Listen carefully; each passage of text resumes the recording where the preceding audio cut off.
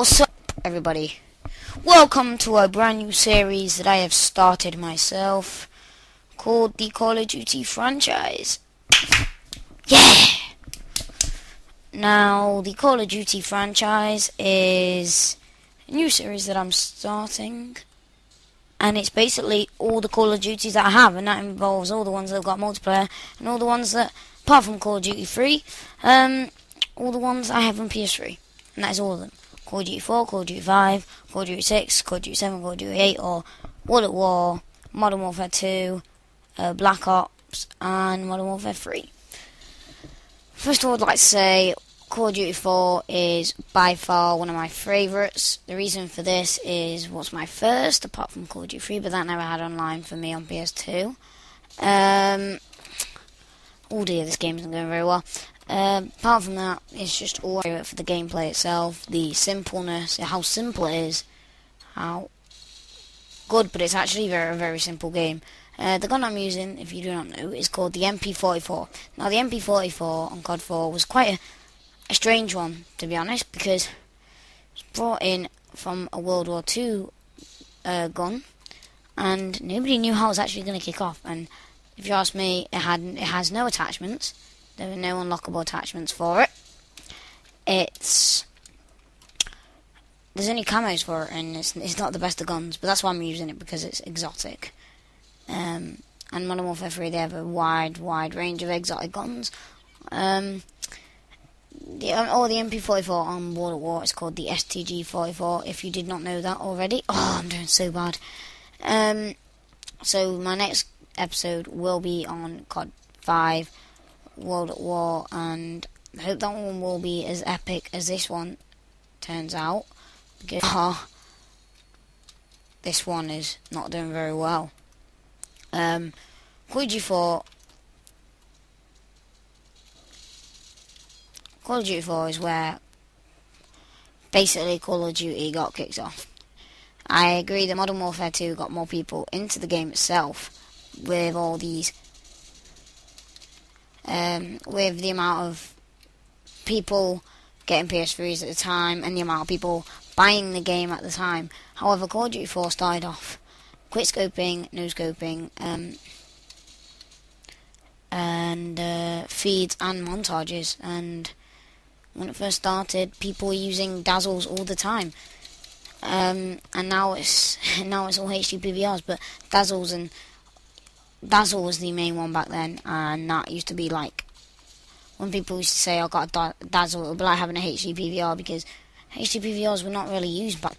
And if you have a look at all the montages on COD 4, compared to the ones nowadays, the editing, the clips, may I add, because the clips are very different. The clips are extremely different, because of, the way quick scoping was made and no scoping was made, and feeds. The only thing I'd like to say is the best feed weapon on COD is by far the Call of Duty 4 Desert Eagle.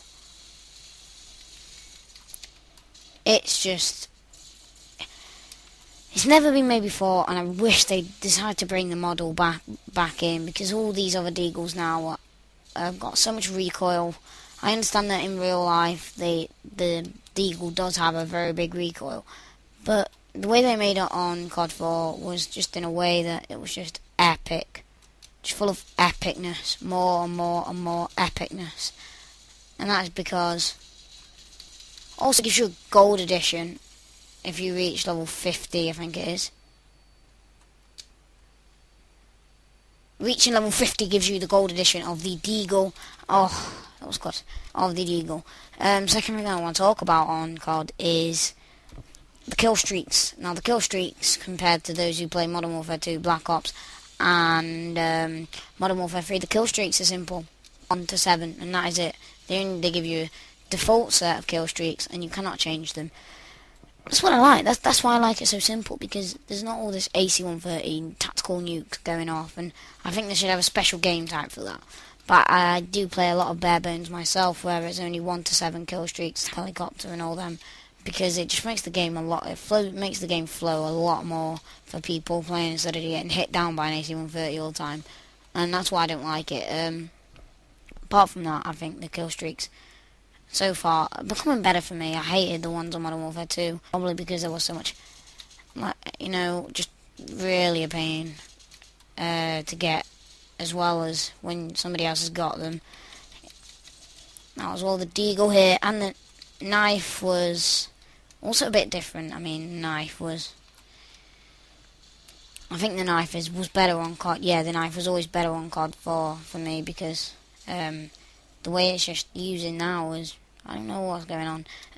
So thirdly, sniper rifle, by far the best sniper ever to be brought into a game, because 1, it's a classic, 2, everyone used it, and 3, it was just, because we had no Sleight of Hand Pro, it was just really, really fun to use, and you could get different sort of shots. It's like a normal quickscope would be, not zooming in as much. It would be more of a drag shot, or you wouldn't zoom in at all. You just do a little thing where you have no crosshairs, and it will just hit the guy from far away. And that's what people used to do on COD 4, but now Sleight of Hand has been invented, final kill cams, and you know, all that speciality of getting amazing shot has, in my opinion, has disappeared a bit, because they're pretty easy to get now. All about that, are currently winning by quite a bit. I'm not doing the best on this game, I'm going to admit, but it's more about the commentary than the gameplay. But I think I enjoy using the different guns, different exotic guns, aiming at this guy's head, and especially his gun is not the best at all. It's got a lot of recoil, and it's got no accuracy at all. Apart from that, it's all good. My next commentary will be Call of Duty 5 World at War, because I love World at War, just the way the whole game was set out, the graphics, the way people's legs and limbs blew off. That was quite fun, especially when you got like the PTRS and you just take a shot and you know that's going to take his leg off. And I love World at War frag movies, because on war movies, all you can see is people's legs being blown. There you go, the winner. Yeah! Me.